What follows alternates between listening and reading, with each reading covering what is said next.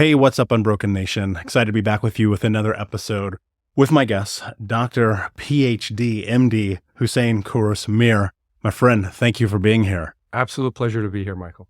Dude, when you and I were able to connect prior to this, I knew that I wanted to have you come on the show because we're talking about a very important conversation, and that's breaking through. And breaking through stress, breaking through chaos, breaking through addiction, breaking through all of these things that kind of keep us stuck as human beings. And your story and your journey is really phenomenal. And what I think is so fascinating, if somebody probably saw you on the street, they would make an assumption about you, and it probably wouldn't be many of the things that you've been through. And so I'd be really curious for you to start us off and tell me, if you were to define your childhood in just one word, what word would that be?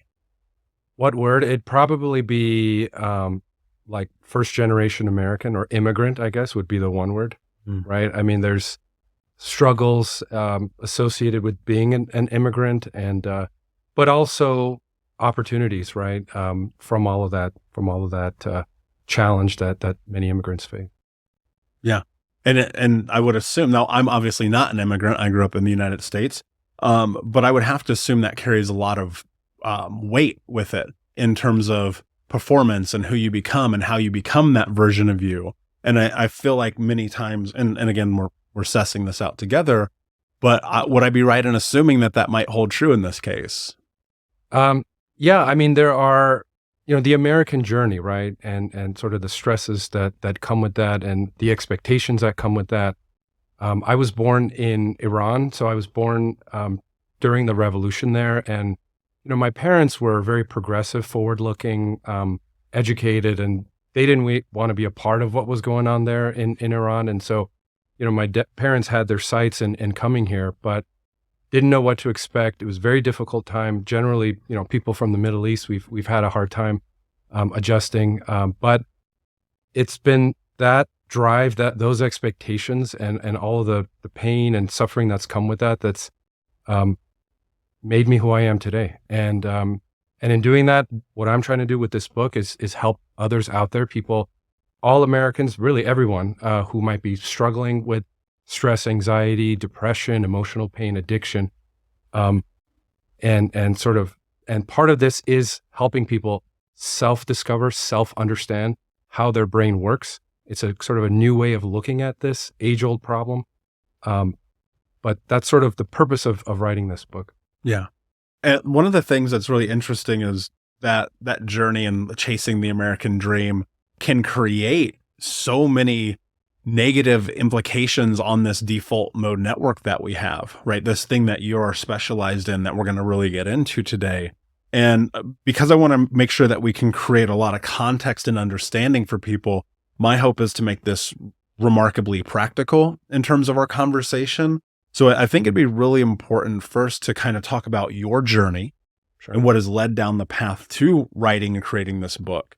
And then we'll kind of break down and get into what this default mode network really is. Yeah. So tell me a little bit more about your journey and the experiences of your life leading up to now. So we came to the US. I was like, 4 or 5. This is mid 80s. Grew up in LA. Actually had a fun childhood, pretty normal kid. Grew up with, Showtime Lakers with Magic and had a blast at, childhood growing up.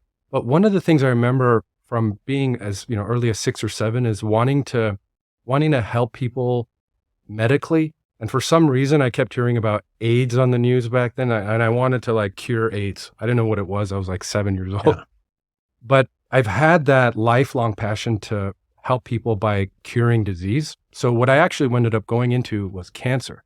So I went to medical school. And so this is back in the mid 90s. My mission became to try to help advance cancer and through developing new drugs for cancer. And that's what I've been doing for the last 24 years now.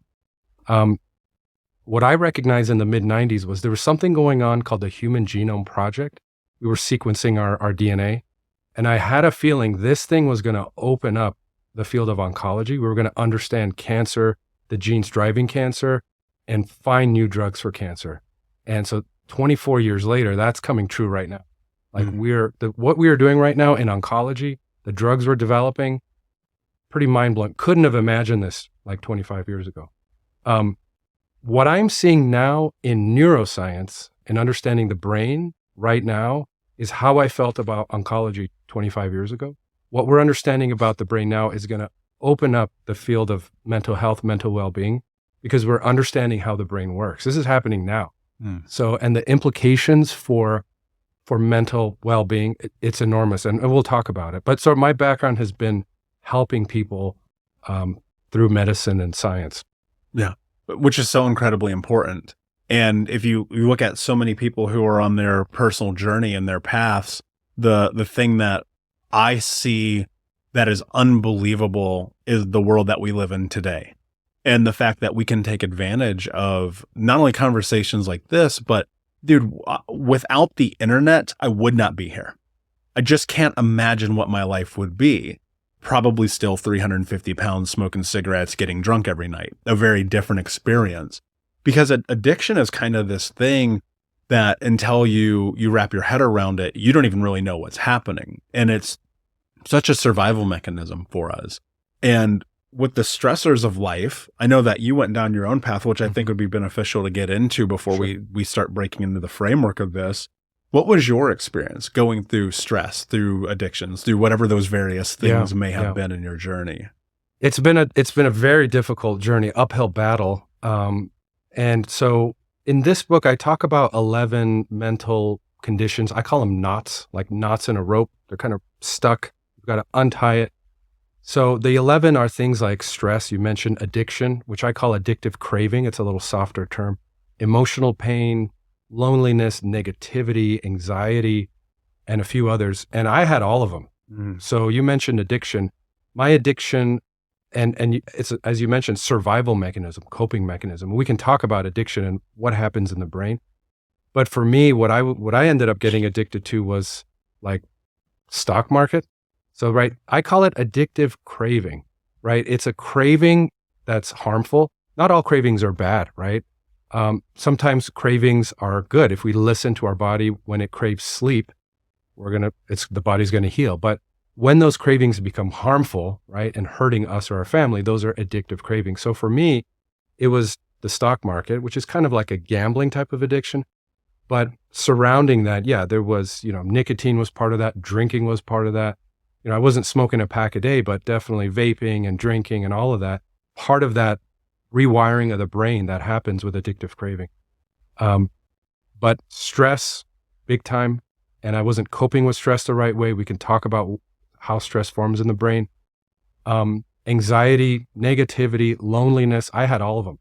But it was about a 6-month period that I was able to literally break through all of these by understanding how my brain was actually working. And it made it wasn't overnight, but it was like a 6-month process. I would be remiss not to ask, like, as someone who's clearly a high performer, how in the world does that happen? You see, okay, I have friends who are doctors, lawyers, scientists, and they suffer from all of these. I have friends who are lawyers who can't sleep well at night. They need, an Ambien to sleep. They need an Adderall to get going on the day. High functioning people who have a poor quality of life, poor mental well-being. And it's very common. So I many of the people listening to me, they might be high functioning, but not happy, not sleeping well. Right. And I was one of those, until a couple of years ago. Is that so? In June of last year, I was ready to close down everything. The podcast, coaching, books, speaking, everything. I was exhausted, stressed to the max, burned out. And the interesting thing about it too is my thought was, I'm being of service. I'm going and I'm doing my version of healing the world and showing up. And I realized that like the stress was so overwhelming that it was leading me down a path I didn't want to go. And that's why I was getting ready to close everything down, because I know my behavioral patterns. And if I would have stepped a couple more feet in a certain direction, I might have reset a whole lot of effort, right? Not that it goes away entirely, but you know what I mean. Do you think stress is the precursor to what happened with you? And if so, like, where does the stress come from? Perfect. So the 11 mental knots that I talked about, they're presented in a particular order, and it starts with stress. Stress is number one. And but there are other things that can build on that stress, things like emotional pain, which was number two. So an addiction, stress, emotional pain, those three, they're all interrelated. And too much stress on the one hand can aggravate, let's say, an addiction on the other. But so to talk about stress, I want to just mention a little bit about how the brain works, okay? Because this will help frame everything. So the brain, okay, we've got 7 networks in our brain, and we're just figuring this out now. So what is a network? A network is just different parts of the brain that connect to do a function. So the visual network helps you see. Auditory network helps you hear. Sensorimotor cerebellar network help you move and sense. Then you've got 3 networks that are basically the key to mental well-being, happiness, and addiction, and all these other problems. One of them is default mode network, which is basically the ego. It's me, it's I. It is the location of self in the brain, and you'll notice it anytime your mind wanders away from the present, it'll turn on. So, and we're all different. For me, it's when I'm driving a car or brushing my teeth. As soon as I start that, boom, default mode network turns on. And I go off into the past or the future, and the thoughts come, fast and furious. Default mode tends to be judgmental, reactive, and very emotional. So when it's overactive, it can cause stress. Let's start with stress. So you're, let's say driving your car, and suddenly you remember an argument from yesterday that you had, or some childhood memory gives you some stress, just the memory of that. So what happened is your default mode gave you this memory of something that happened and has just given you stress, right? So that's the default mode. Now, the purpose of stress, what is the purpose of stress, right? We evolved thousands and thousands of years ago in a very different set of circumstances, right? We lived in a time where there was natural disasters and famine, and life was very difficult, right? The stress response helped us survive. It told us, crap, there's a predator coming. I gotta get out of here, or I gotta put up a fight, or like we're gonna go hungry the next couple of weeks. So cortisol kicks in, stress response. All of that helps us survive, and that's why we're here. But today, the stress response is caused by our phone or our memories or thoughts that aren't really threatening our survival, but it's triggering those same pathways. So, and all of this stress is causing damage to our bodies. It's leading to heart disease and strokes and cancers and all kinds of problems. So, so this stress response, it served us a good purpose back in the day. But now it's on overdrive, and our thoughts are on overdrive. The default mode is on overdrive, and our stress levels are through the roof. Do you think that and thank you for that explanation.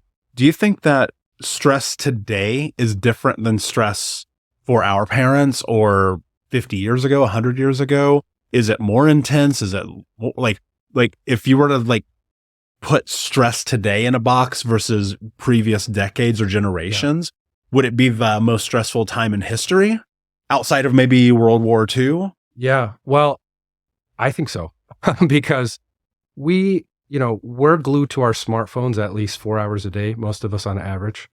And anytime we look at our phone, let's say, what happens in the brain is you have signals of glutamate. It's called glutamate. It's how we have thoughts. And when we have too much thoughts and too much stimulation, basically, and we got a lot of glutamate, it sets the brain up for that stress response. We're more likely to get a stress response.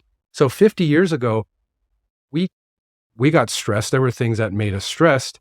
There were probably things that were maybe more likely to threaten our survival, or let's say, about to get into a car accident or get in an argument with our neighbor or something like that. But that stress response kicked in, it saved us in the moment, and stress is important. It helps us, it saves us. But now the stress response is on all the time, and when an actual stressor happens, we're less able to actually deal with a real stressor, right? Is the stress being on all the time, is that exclusively because of our phones, because of social media, because of work? Like, what is keeping it on so much now?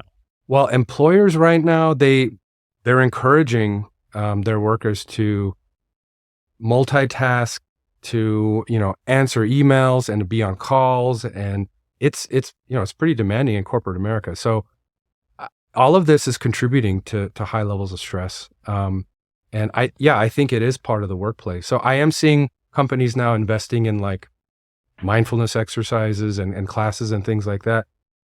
I don't know how much that's helping, but the culture now is gearing and moving towards a place of greater stress, which damages our bodies. Let's go into that a little bit more, because obviously there's good stress. We need to have good stress. There is bad stress, but too much of either is incredibly detrimental. You'd mentioned a few things that can kind of happen as stress impacts our bodies and our brains. I'd love for you to break that down a little bit more for us, because my fear is people might be having some symptomatic responses to stress and they don't even know that it's happening. Yeah. So what is stress, right? What happens in the brain is the brain perceives something as, let's say anxiety, something as being threatening. So what the brain actually does is it releases stress hormones into the blood, things like adrenaline, things like cortisol. So what those chemicals do is they cause our heartbeat to race faster, dilates our pupils, has us sweating, and increases our blood pressure. These are physical changes, right? Cortisol is an interesting one, because what cortisol does is it shifts energy away from, let's say, the reproductive center, the immune system, shifts it towards the brain. So 20,000 years ago, cortisol helped us survive when there was a famine. We had no food for a couple of weeks. It sort of shifted the energy to the brain, but the consequence of that is our immune system is weaker. We're less able to have kids. So chronic stress, when the stress pathway is on all the time, does some real damage to our bodies. And it's through that cortisol. And so I think, what are the signs of chronic stress? If you're fatigued, right? Poor sleep, irritable, if you're eating too much or too little, if you're withdrawing from loved ones, right? There are some signs of stress. And yeah, some people might have chronic stress, not even realize. Yeah. So I would take a look. I talk about it in the book, what the symptoms are. And if you think stress might be the problem, that's actually step one. You've identified the potential problem. Step two is having an intention that I want to improve the stress in my life. I want to prevent stress from happening. And there are ways of doing that, which we can talk. Yeah, and I want to get into that, because it feels almost seemingly impossible in the time that we live in. Presidential debates, dating and relationships, children, airline travel, cost of living, food, just being a human being. Being a man now, I'd argue, is probably more difficult than it's ever been in the history of the world. Being a woman is the hardest it's ever been in the history of the world. Can you say this? Can you not say this? Everyone constant eggshells. So how in the world do you navigate this world? So let's talk about how the brain normally does it. So I mentioned glutamate. Glutamate is thinking thoughts, right? We get a thought every 2 to 6 seconds. Glutamate. The body and the mind, they have the natural balancing mechanism. It's all already there. So the balance to glutamate is called GABA. GABA is a neurotransmitter that calms you down. GABA is what you need to sleep at night. And there are ways of, releasing GABA in the brain, which has been shown to improve your health, reduce your stress. So part of this is self-discovery, is understanding what helps you to trigger that relaxation response, right? And we're all different, but trying to, spending 10 minutes every few hours to get some of that GABA to calm yourself down can prevent the stress from happening. And I think that's part of it. Part of it is exercising some restraint and asking yourself, do I really need to be on all these apps? Do I really need to be multitasking? Is this worth the state of stress I'm in? And if you can cut some of those out, it is worth it. And you'll see the result. But the key here and my remedy, so for each of these knots, I have a remedy. The remedy for stress, I call it mindful relaxation, where you spend 15, 20 minutes relaxing, but doing it mindfully. So if for you, I don't know, if it's, going for a walk, taking a bath, doing a prayer, mindfulness, whatever it is, spending 15 minutes doing it, not reaching for your phone a couple minutes in, right? That's not mindful relaxation. But spending the 15 minutes as best as you can, extending that relaxation. When you start out, it may only last for a couple of seconds, but every day, try to get it longer and longer. If you can go 10 to 15 minutes relaxing mindfully, it will turn on the GABA and you'll see your stress level. Yeah. And you have to be willing to, this is where self-discipline comes into play, which is, it's such a crazy thought. If we rewind, we're not that far in age from each other. We rewind to the early 2000s and brick Nokia phones. And I told you one day you were going to be addicted to this. You'd be like, what are you talking about? Right. And yet today, the amount of self-restraint needed in order to navigate the world with a device that has been designed and engineered for you to be addicted to it in your hand every single day is probably the most dangerous thing that's ever happened to humankind. I agree. And it's funny, I interviewed Dr. Anna Lemke on my show. Years ago, she wrote a book called Dopamine Nation. And her study at Harvard University, or Stanford, was entirely tied to our dopamine receptors and to the things that we're addicted to. And even as the leading researcher, possibly in the world, about dopamine particularly, she even mentioned she was addicted to things. And one of the things that I recall her mentioning was like watching stuff on her phone. And you look at this and you go, how in the world do we navigate this? Right. And so it's like, I hear you on this one part where you're like, okay, 10 to 15 minutes. Dude, I would argue there's some people that can't go 10 to 15 minutes. I know. I agree. So if I'm one of those people, what do I do? It starts with an understanding, right? An understanding that you mentioned it. There are corporate executives out there who are designing these products to make money and they're causing you harm, right? And understanding that, your stress is caused by this and having an intention, I want to be happy and healthy. It starts with that intention. You start walking on the road appears, right? So step one is I want to be happy and healthy. Start with there. This is going to be a long journey. You're not going to get there overnight. Initially, and there's tons of exercises I talk about in this book for religious people, non-religious people, scientists, atheists, whatever. But it starts with the first step. And like you said, at first it may last only a few seconds and you're back into those thoughts. But as long as you stay on that intention, remind yourself of that intention. It took me 6 months. It may take others 1 month. It may take some people a couple of years, but it's the best thing I've ever done. Best thing. And we can talk about addiction. That's another chapter. We can talk about Yeah. What I want to know is like, what did that look like for you, right? For it to take you 6 months. First off, what took you 6 months? Right. And then what did that process actually entail? So it was the 6 months was unraveling all of these knots. So stress I had severely, emotional pain, addiction or addictive craving, as I call it, negativity and loneliness, all of that.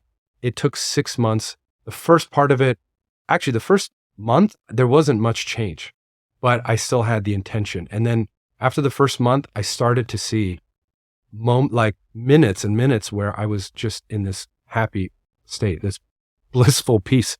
And I got glimpses of it. And then it built momentum on its own. And that light grew and grew and grew. And it took out the darkness completely. And 6 months later, I'm like, wow, I'm in a completely different place. But most important was having the intention. And for me, I found that unraveling these knots, I did it in a particular order. I noticed it all started with stress. Once I was able to get that stress under control, number two, emotional pain. I realized I had a lot of emotional pain from childhood, things that were inherited, right? Ancestral emotional pain. There's a lot of emotional pain in the world right now. But unraveling that one, that was a huge one too. And then by the time I got to addictive craving, there was so much momentum into this. It got a lot easier. So these knots are listed in a particular way in the book. What did your day-to-day look like? And the reason I ask that is because I want people to be able to apply something very practical to their life. When I started my journey, so I'm 25 years old, 350 pounds, 2 packs a day, drinking myself to sleep. For me, it was very much kind of like an intention had been set. And it was I was making a decision to move away from the life that I had and towards the life that I thought I might be able to have. And in that process, it was just a very difficult path for multiple years, and even to some extent still is, of just showing up every day. But in the showing up every day, the thing that I didn't have that I wish I did, that I now do, that I give to other people, is the practical. Yeah. Because I was just trying everything. And I think sometimes you have to try everything. Right. But what did your day-to-day look like? So I've got 3 young kids. I would have loved to take 14 days to go on a Vipassana retreat. That would have been amazing, but no time for that. So I did all of this on my own, a lot of research on my own, waking up, early in the morning with that intention. So for stress, for example, breathing exercises, really helpful. Prayer, mindfulness exercises. So breath meditation, insight meditation. Breathing exercises are really powerful. They take a couple of minutes. There's 4-7-8 breathing. I'm sure you're familiar with that, right? And if you think about it, when you're stressed and you're anxious, your breath is shallow, it's irregular, and that's contributing to the stress. When you yawn, what that yawn does is it releases GABA. It gets you ready for sleep. It relaxes you. Breathing exercises are the same thing. It's just like a yawn. You do it for 5 minutes, and you start off by just looking at your mind. Okay, how am I feeling right now? Oh, anxious. Oh, stressed. You do 5 minutes of the 4-7-8 breathing, and then you look again in your mind. You say, wow, I see a difference. Very practical. You don't need to believe in anything. You don't need to subscribe to anything. So that's a 5-minute thing. And once you realize, wow, my stress level has just fallen through this 5-minute breath meditation, what if I were to do that 3-4 times during the day? And then you do that after a couple of days, you realize, wow, my stress level has decreased. And it gives you some encouragement, right? That you're on the right path. There's a lot of other really practical things in this book. Yeah. And I think for me, it was yoga played such an important role in my journey. And I didn't know it at the time. I was just like, oh, I'm trying to get in shape, so I'm going to do yoga. And in doing yoga, what I really discovered was this was a moving meditation for 60 minutes or 90 minutes every day for months and years and years. And it was a game changer. And I didn't understand GABA at the time. Now understanding it. And I've also learned that for me, and I don't know if you want to speak to this or not, supplementation did not work effectively well. And in fact, it made me feel like I was a crazy person, which I've heard some people have said that as well. Because I think that is putting a Band-Aid on a wound, right? Mm-hmm. If somebody's looking at this journey and they're like, okay, I get the stress thing, but I'm so tied to emotional pain. What do I do about that? Okay. Do I do therapy? Do I do coaching? So what is that? I haven't done any supplements. Yoga I love. I've done a few times. Again, with 3 kids, it's hard to spend much time in that. But to talk about emotional pain and stress, so let's get back to those 3 parts of the brain, right? Default mode network, that's your wandering mind, your racing mind. So a lot of times, let's say you do a breath exercise, you feel good for a couple of minutes, and then suddenly your default mode kicks in and the thoughts come in, right? Old memories from the past, your cravings, anxiety, future worries, your default mode kicks in. So the key here is to silence and heal the default mode. And what you're doing is turning on another part, one of the other 7 networks. And this other network is the key to your higher self. This is the key to spirituality and higher consciousness. It's called the Central Executive Network. That's the name of it. And so that's one of the 7. The Central Executive, while the default mode network is your wandering mind, right? The Central Executive is your observing mind. And you'll notice that when you're fully present, when you're doing your yoga or when you're doing mindfulness and you're present and you can hear, you can see, and the mental chatter is off, that's when your Central Executive is. So it's it's not about me and my. If you notice, when you're in that state, it's not about me and my thoughts in the past and the future. You're just present. The consciousness is more expansive. You're more likely, and if you notice in that state, when you're in that observing mind, it's more peaceful. It's more rational. And so the key to all of this is learning to silence your default mode and strengthen your Central Executive. That takes time, doesn't happen overnight. But when you're doing mindfulness practices, when you're doing prayer, that is essentially what you're doing. Shutting off your default mode, you're strengthening your central executive. That's what took 6 months for me. And there's a seventh network. It's called Salience Network. It's the thing that shuttles you back and forth between these two. So, for example, notice like if you do a mindfulness exercise or yoga, let's say, and you feel good, you're in the central executive, but then you start doing something like brushing your teeth or whatever, and you notice the default mode switches on, all those thoughts come. That's because your salience network has shifted you over. So that's what this salience network does, is it, based on what you're doing, it will either cause you to tune out, or take you back to the central executive. So that's the point of the book. I have friends who are high performers, who are guys like you and I and gals like you and I who are going out here, getting after the world, trying to make it a better place. They have a ton going on. I also have friends who are not, and they just, they enjoy their lives. They have a regular job. They come home and they just chill. But we're all kind of impacted, whether we like it or not, by these networks. They're mechanical in a lot of ways. They are a part of who we are. Absolutely. And we don't fully understand them. And so when you talk about this observing mind and the central executive network, when we get to this space of presence, right? I've been reading Eckhart Tolle's Power of Now again. And when we get to this place of presence, everything feels lighter. The world feels small, like bigger. The sky is bluer. The sun is brighter. All of these things. But you talked about the salient thing and shifting. It is so immediate that you could go from, I walked into yoga class, I walked out of yoga class, I got in my car, guy cuts me off, I'm mad at the world. Exactly. How is there a way to stay in the central executive network with more frequency? Yeah. So part of this, we all need a healthy default mode network to live. So I think it is possible to heal the default mode network, but you can't ever get rid of it. Like, we do need it to function, right? So there are people out there without a functioning default mode. Unfortunately, people like with Alzheimer's disease, dementia. What about schizophrenia? Yeah, schizophrenia, that's an interesting one. I'm not entirely sure. This is an emerging area, but I think in schizophrenia, it's overactive to the point that people are not present at all. Yeah, okay. I think there's some malfunctioning there. But so I think a lot of this is coming to understand how your brain works. And you need the default mode to be healthy and working to help you reflect, to help you plan, to help you process memories, process information, decide what things to keep. So we all need the default mode. You can't get rid of it.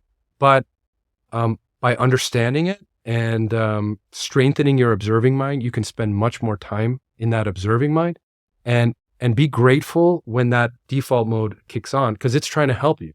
It's trying to help you, survive. And so I think part of this is having gratitude when your observing mind is on. When you see you've switched off to default mode, realizing, oh, that's just my default mode.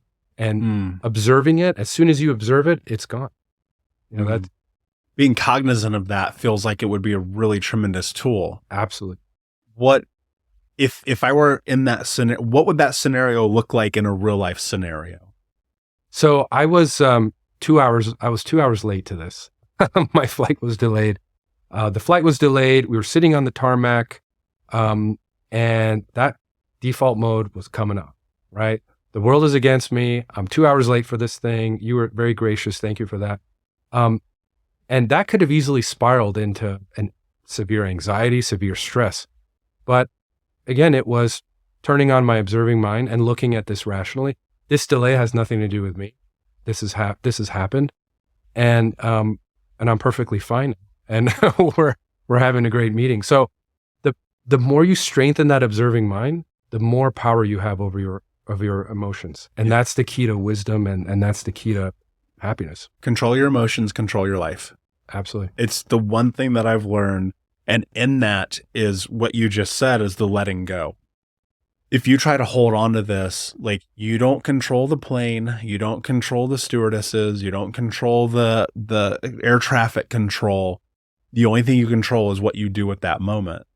That was the hardest thing for me, is because many people who grew up in traumatic backgrounds, high stress backgrounds, chaos in childhood, they're used to chaos. Yeah. They're used to everything being overstimulating, right? They're used to being hypervigilant and a lot of chaotic experience. And what's really fascinating in my own journey is a lot of it feels irrational. When you look at the behavior that one has when they are deeply tied to that default mode network, that is more so, really more than anything, nature versus nurture. I mean, that question can come into play here, but more so than anything, what it is life creating a framework of understanding at a very young age. And so now here you are, let's call it 37 years old, 42, 55, you're still in a chaotic state. And to be able to shift and get into, it really is weird to call it rational thinking, because it does go like, why am I upset about the plane being delayed? Yeah. No one's going to die if I'm 2 hours late. Yeah. Yeah. So our brains are also wired to focus on the negative. It's called negativity bias. And so if you couple that with emotional pain from childhood, it can set up for a lifetime of suffering, right? And when the default mode turns on, you remember these old memories, these traumatic memories from a long time ago, and those emotions come right back, and you're living in this state of trauma, right? So I think step one, again, intention, realizing that you can completely heal your emotional pain. It is possible. Even the most severe trauma, Yes. you can completely overcome it. And part of it is understanding this default mode, how to silence it. Part of it is severing that connection between the memory and those emotions. How do you do that? You can see a therapist. You can do, radical acceptance therapy, cognitive behavioral therapy, or you can turn to something at the core of religion, right? The power of forgiveness. It's in every single religion. It's the bedrock of Christianity. Truly, truly forgiving what happened in the past, or forgiving yourself for what you did in the past, taking accountability, feeling that remorse, allowing it to restore and renew. You can overcome emotional pain. Again, it starts with that intention. So, and even negativity. Our brain is wired for negativity. That's why the nightly news starts with the most horrible stories. No kidding. You can overcome negativity by cultivating what's called equanimity. Equanimity is the ability to look at what's happening, both positive and negative, and not focus on the negative. It's the cornerstone of Stoicism, the Stoic philosophers, and you'll see it in many religions as well. But that equanimity, critically important, and forgiveness as well. You combine those two, you can overcome any. Forgiving is healing. Like, it just is. And I think so often about how much anger I let rule my life for a very long time. I was mad at the world. And look, and I'll say this too, like, a lot of people have every right to be mad at the world. They do. I was homeless as a kid. Mom and dad were drug addicts, alcoholics. Mom abused me, cut my finger off when I was a kid. Started drinking, getting high as a teenager, got kicked out of high school 3 times.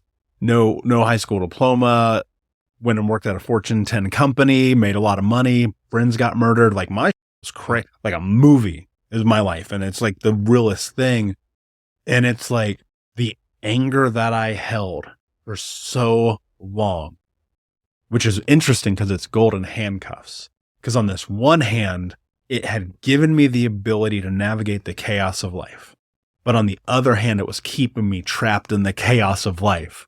And it wasn't until I read a book called Radical Acceptance by Tara Brach. And it's one of those few books in the world that I've ever went and I was like, this actually changed my life. And I'm very studious. I read a lot of books, just like your book. I mean, this thing's unbelievable. But it was in that, and you pointed to it as well. It's like, you got to let go. You got to let go. And this thing that you talked about, because you did say that these kind of walk in this order where you go from stress to emotional pain to addictive craving. When people are at their highest levels of stress with the most emotional pain, what do? They numb.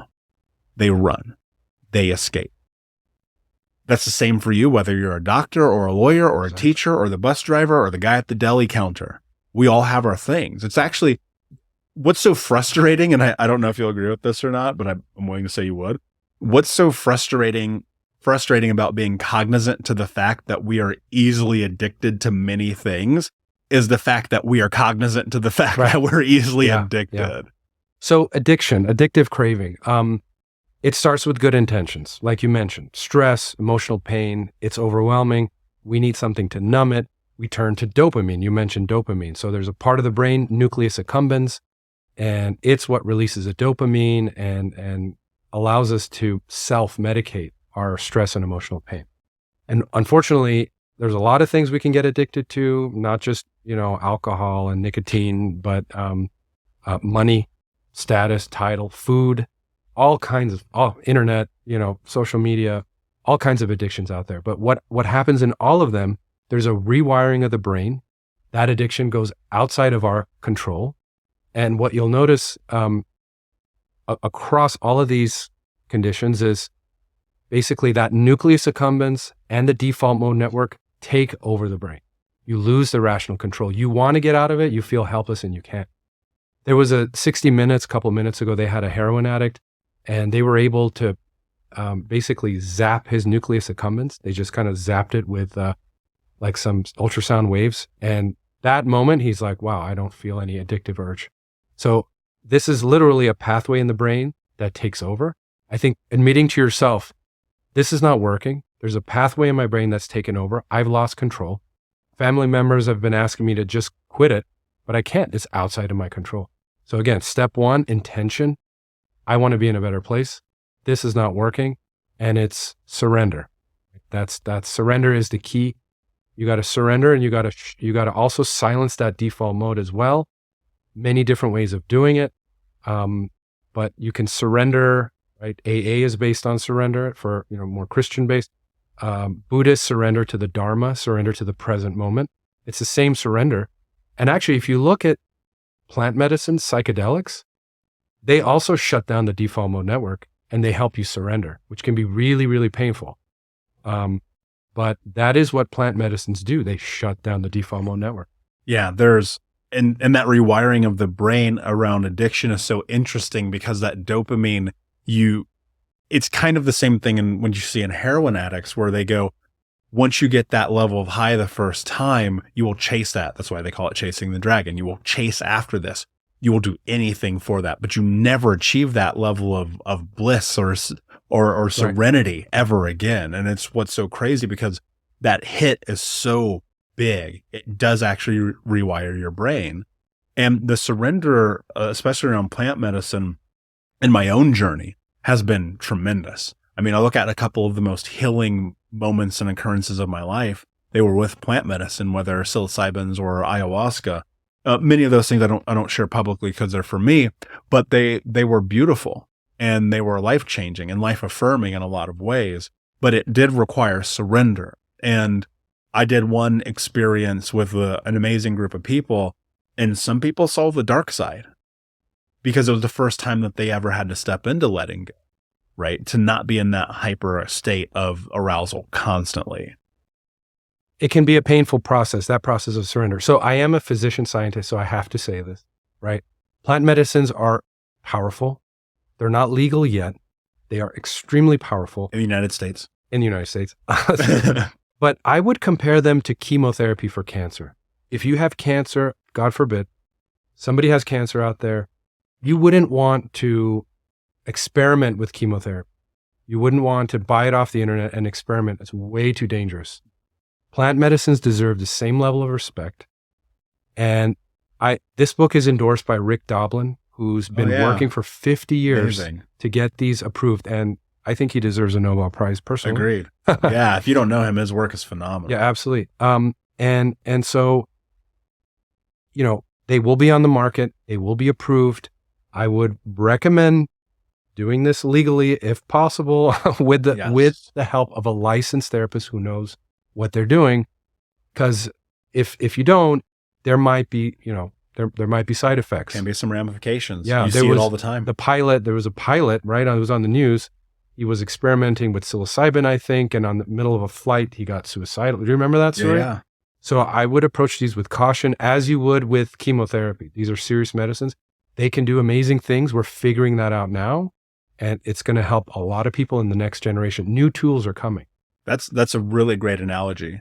because when I think I was so hesitant, I didn't do any plant medicine at all outside of marijuana and weed. Like, it's the same thing.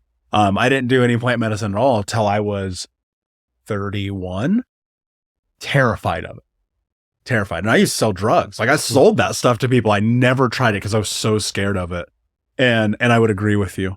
Doing it in a right way, in a safe way, not just because you have access to it, is so incredibly important.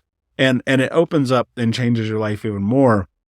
I want to go into a couple of these other knots here. Sure. Obviously, we want people to check out the book because there's so much content here. We're just barely touching the surface. But you know what? These things impact us all. And one of the things that I want to talk about, because I think it's really important and overlooked, something that I push in my community, something that I push in my personal life, is moving away from loneliness. And so I would really love to know, for you, what was your journey with loneliness? So I had a really overactive default mode. You know, it was, for me as an immigrant, a lot of times it's about you succeeding. You got to be the valedictorian. You got to get the scholarship. You got to get to Harvard, blah, blah, blah. It's all default mode network. It's all ego. And when it's on all the time, that's what breeds loneliness, because you have the default mode. The default mode network is what makes you feel separate from others, different from others. And it creates this loneliness. And loneliness, unfortunately, our Surgeon General, who I know, he's written a book that loneliness can take off 15 years off your lifespan. Yeah, it's unbelievable. It's a big problem. We saw it in the COVID pandemic. Social isolation led to all kinds of problems, mental, physical. So loneliness is a big problem, impacts your health. How do you overcome it? Again, it goes to self-understanding. It goes to intention. I want to end this loneliness and be, have more friends and be in a more social support. So part of it is understanding this default mode network, healing it, silencing it. Part of it is cultivating compassion. Compassion is a critical part of it. And compassion is just the intention of wanting to help others, the intention of feeling the suffering of others. And, these days it's actually hard to help other people, right? I mean, if you say today you wake up and like, I want to go help somebody, it's actually pretty hard. I mean, you can give some money to the homeless guy in the street and it's like, it's actually hard. But having that intention of wanting to help, just try it out. Try having that intention. I just want to help someone. See how it affects your happiness. Mm-hmm. It's pretty amazing. Compassion is at the heart of Christianity. It's at the heart of Buddhism, all the world's major religions. It's at the heart of who we are as humans. Yeah. Well, and what's so interesting is battling that ego and that default mode network of wanting more is actually doing more harm than good.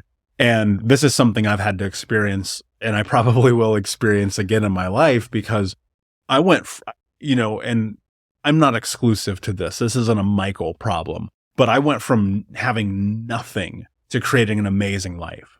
I love my life. I've lived all over the world. I wrote my first book on the beaches of Thailand. I've lived in Bali and Europe and South America. I've been on more flights than, even though they're stressful, than anyone that I know. And there was this chase of more for a long time. I need more. I need to go and help all these people. I need to go and do all these things. I need all these. And what I came to realize was like, actually you don't.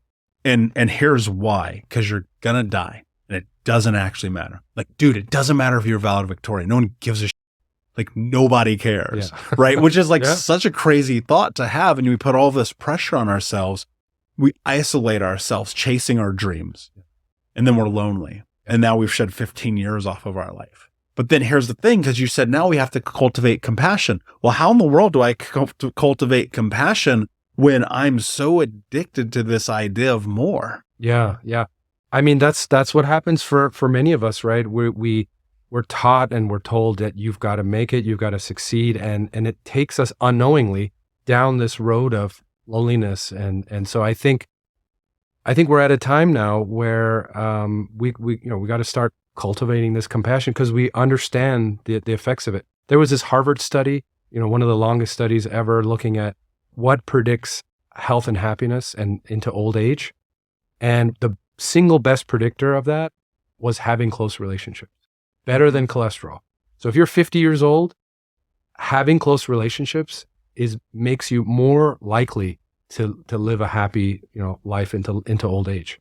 Yeah. That's the science. That's the data. You can't argue. And it's also there's a documentary on Netflix. So the name is lost on me right now, but it's about the green zones or the blue zones, excuse me. And they went to all of these places around the world, Costa Rica, Greece, Asia, and they all had one thing in common: community. Every single one of those places where these people live healthy, happy lives have community. That's right. There was some impact to diet. I do talk about diet and exercise, and we can talk about that. Some of these places do have like the longevity diet or the Mediterranean diet, which is low in saturated fat. That definitely contributes, but you're right. Community is a big thing these places have in common, yeah. For somebody, what I always tell people is if you're lonely and you're depressed, it's because you're selfish. And that's a really hard thing for people to hear, but it's like you're depressed because you're at home watching TV all day. You're not going and being of service. I dare you to go to a nursing home or to the children's cancer ward. I dare you. And tell me that you're depressed. Tell me that you're lonely when you're going and being of service to other people. I encourage this of my clients. I do it for myself, obviously, but I also cultivated my own community. Especially I host a guys' night with a lot of frequency every single month. I'm always the one leading the charge because my thought has always been, if I don't do it, no one's going to come knock on my door. And I think that there's some social responsibility that we have to be able to navigate that, especially on the backside of this COVID nonsense where we all were so isolated. We still don't know the long-term detrimental ramifications of this for people like looking at your life and your journey, particularly, like what did you do to cull this loneliness? So number one, intention, right? I want to be happy and healthy. And coming to understand the core of loneliness was this selfishness. Coming to understand that I had to cultivate compassion, which again, I've got 3 young kids, full-time job. I would love to go volunteer. I don't have any time. So for me, it's when I'm walking down the street and I see somebody walking this way, sending them some well wishes. I care for you. Sometimes I'll just put some cash in my wallet. I'm walking around and I have an intention of just handing it out, having an intention of just helping somebody. Just having that intention makes me happy. It's like part of who we are as human beings. And there's a story like this, like 70,000 years ago, there was a massive volcano that erupted, the Toba supervolcano, which made us nearly extinct. The human race fell, they think, to a few hundred. There was 10 years. Less than 1,000, right? Yeah. There was 10 years of just winter and no food.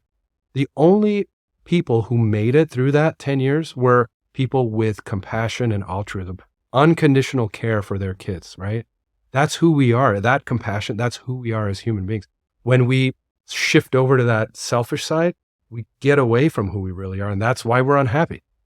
So you see any kid, I've got a 2.5-year-old, and it's just pure compassion, pure love, right? And his default mode yet hasn't formed yet, right? My 5-year-old, it's starting to. That default mode is starting to kick in.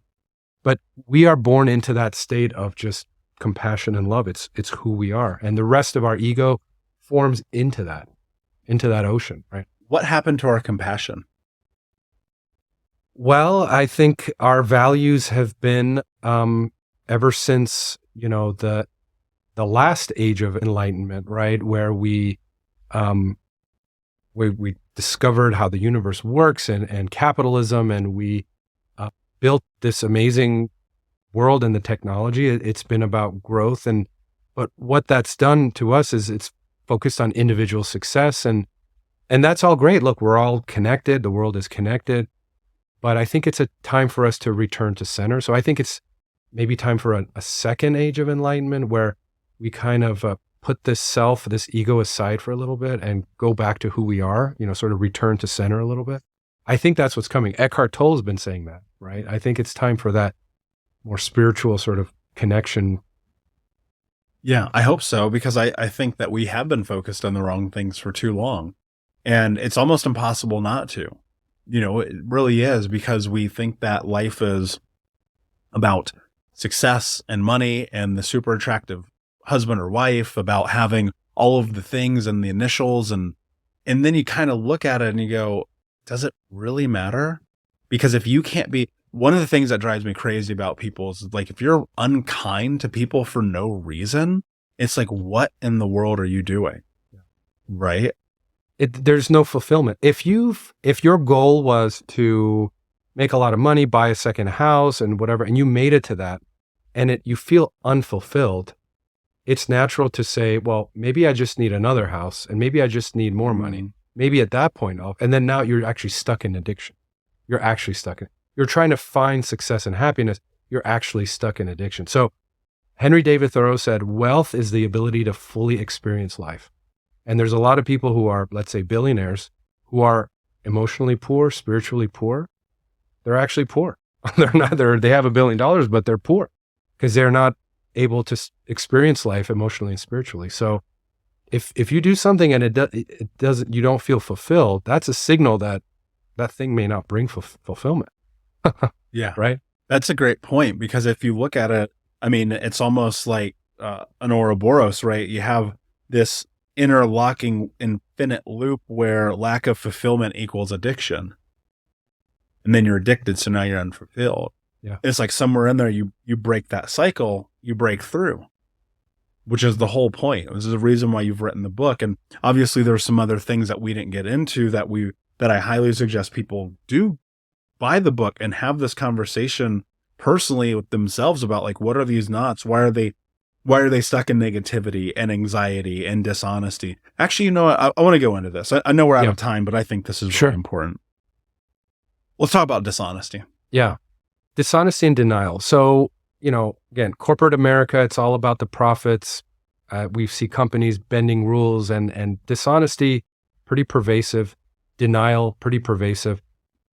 The problem is, if you're trying to heal your knots, if you're trying to heal some emotional pain, you've got to be fully honest with yourself, and you got to look inside with full honesty. That's how you get to the root causes of these problems. A lot of times we have a denial, and that's why our problems are there in the first place.